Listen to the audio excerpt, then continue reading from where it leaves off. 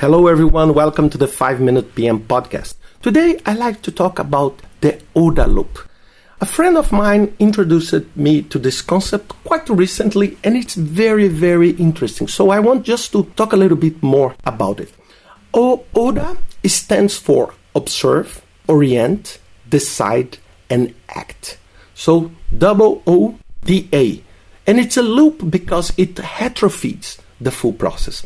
This was developed by an Air Force pilot, Colonel John Body, and it was aiming for combat operation process.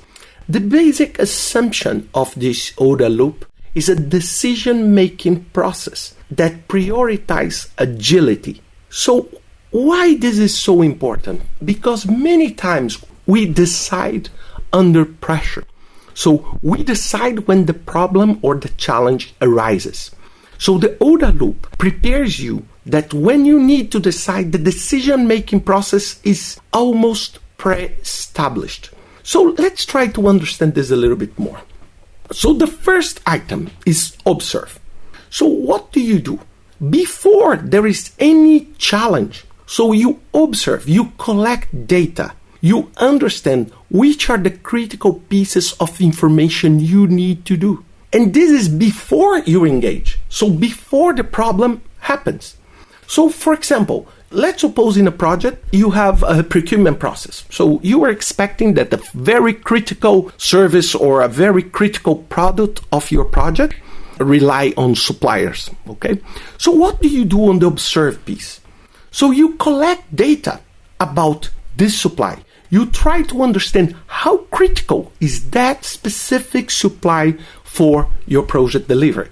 What is the impact of a delay on this kind of supply will make in your project? Is it really critical? But you do that absolutely before you have any problem.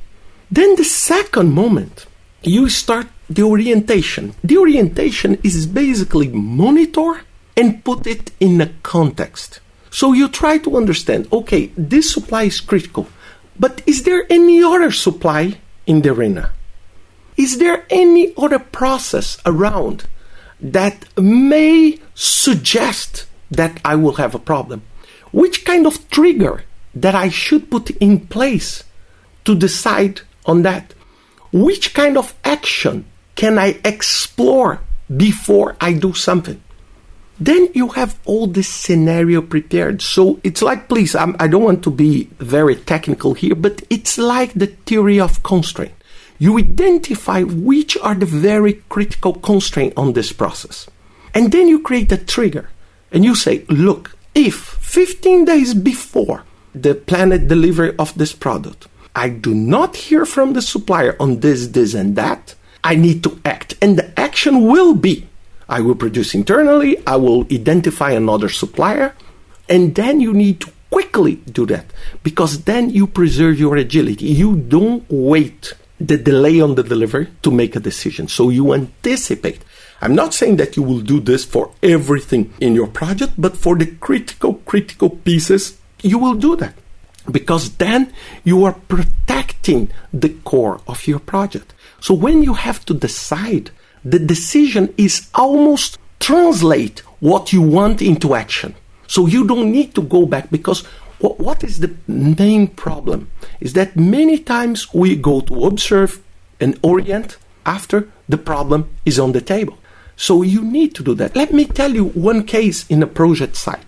I was doing this, it was a long time ago, and steel oven, the repairment, so it's the replacement of the refractories and this on the oven. And one of the biggest problems on this kind of project is that when the oven is cooling down, so it's very important that the steel flow nicely on the oven because it makes easier for you later to remove the bricks inside. But what may happen? Maybe the weather, maybe this, the steel can become solid inside that. And then you need to make an explosion inside the oven to remove this. It's a control explosion. And this may happen. So if you don't use OODA loop, what would you do?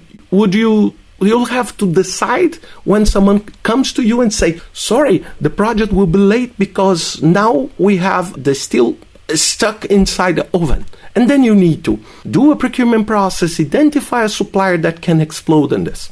So let me give you an example. It's like a mitigation plan. So you observe this. So first, you observe which time of the year I'm doing the stop, the maintenance. I want to understand how long does it take the supplying process in my organization? Which are the critical pieces of information if I need to explode? Which kind? Do I need to have approval from the fire department? Which? And look, there is no problem yet. Then I monitor. Look, how is the marketplace on the explosives and this? And then you can decide. So, for example, in this case, what I decided to do, I had an agreement with an explosive company. And the agreement has 2 lines. I pay them X amount of money for the mobilization. What is mobilization? They will stop the car with the explosives and everything, and they will be ready to act. If I don't need, I will pay them for this mobilization.